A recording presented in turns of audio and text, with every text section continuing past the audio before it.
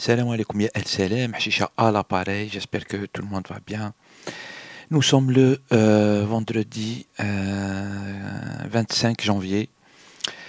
Je voulais revenir vite fait sur la guerre au Mali. Je voulais me poser la question, est-ce que je suis pour ou contre la guerre? Est-ce que vous êtes pour ou contre la guerre? Chacun son point de vue.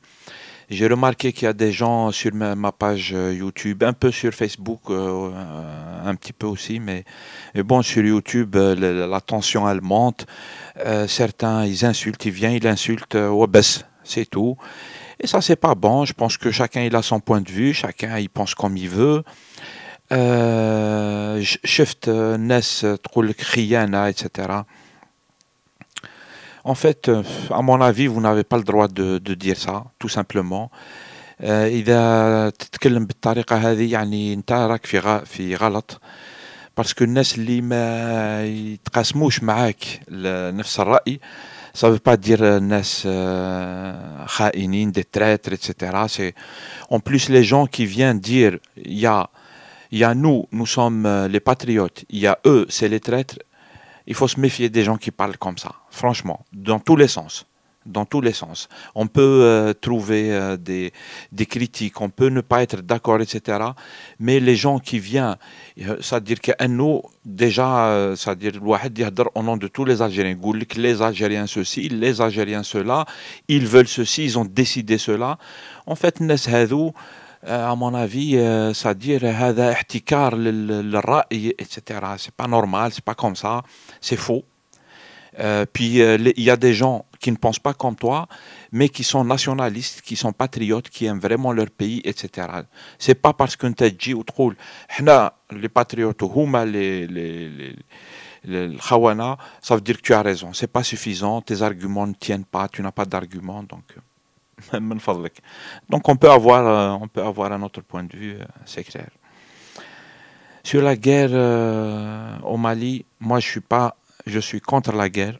Moi je suis contre la guerre. Je trouve que cette guerre, elle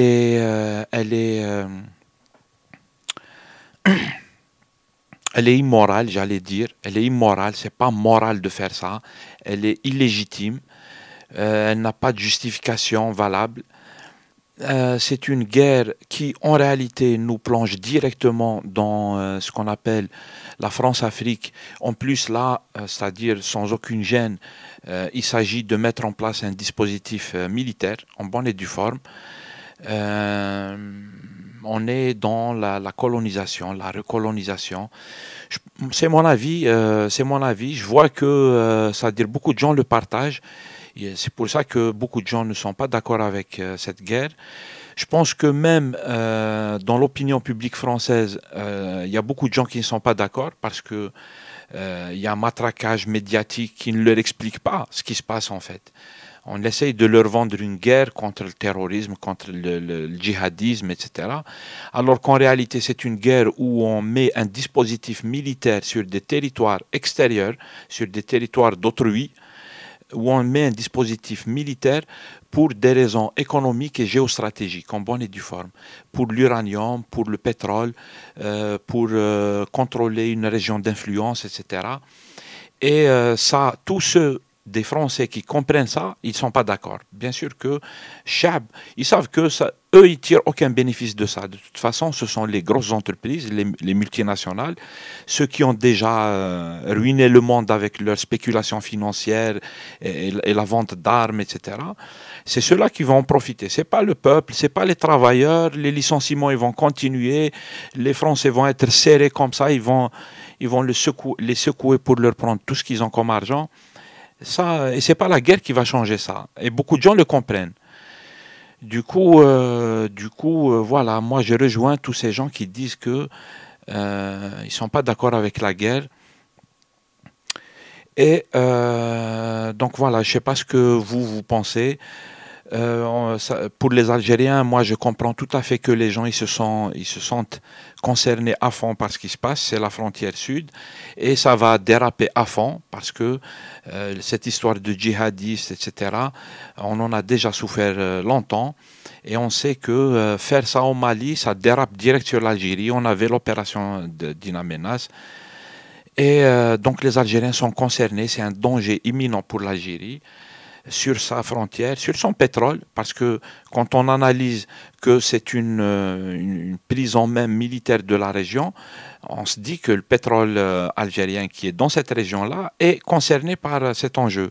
Et du coup, les Algériens, ils s'inquiètent vraiment, notamment, notamment par les décisions du régime qui ne sont pas dans l'intérêt du peuple. Les Algériens, ils ne font pas confiance au régime. S'il y a des gens qui vont me dire le contraire, oh là là, maintenant, shift l'opération propagande, c'est-à-dire pour imposer, elle a servi à ça, l'opération de Ain Amnes. C'est pour dire que le régime il est fort et que les Algériens sont avec lui, etc. Il a fait une propagande dans ce sens. On l'a vu yani, dans les médias. C'était, pour moi, c'était écœurant.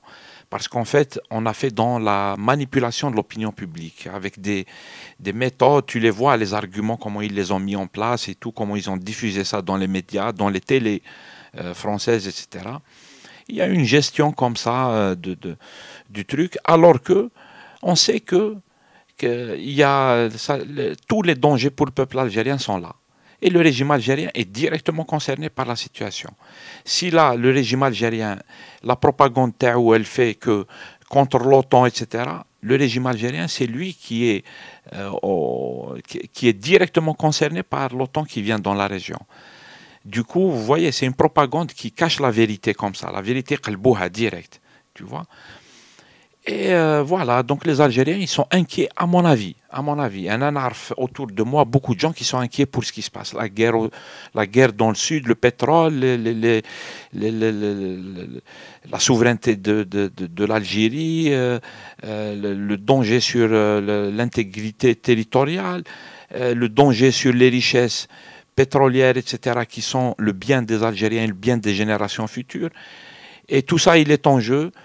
Le régime, il ne communique pas, le régime, il est illégitime, il ne représente pas le peuple, il représente ses intérêts à lui. C'est pour ça qu'on se retrouve dans cette situation, d'ailleurs.